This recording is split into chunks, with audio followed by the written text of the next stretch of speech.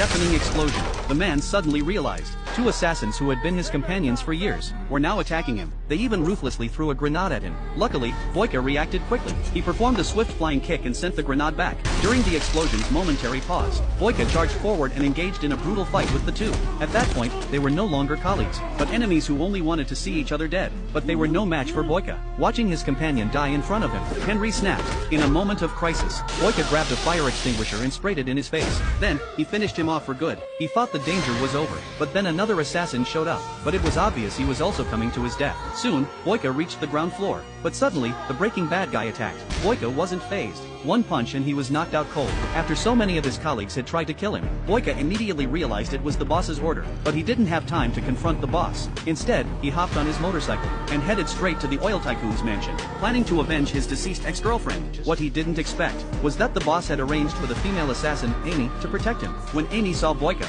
she didn't take him seriously. She handed her weapon to the oil tycoon and prepared to fight Boyka hand-to-hand. Though Amy's legs were powerful, her strikes were all explosive. In terms of endurance, she was no match for Boyka. Soon, she found herself on the losing side. Seeing Amy falter, the boss quickly tossed her the weapon. This time, Amy was determined to take Boyka down. But what she didn't know was that Boyka had already seen through her moves. He caught her off guard, took her weapon, and stabbed it into her heart.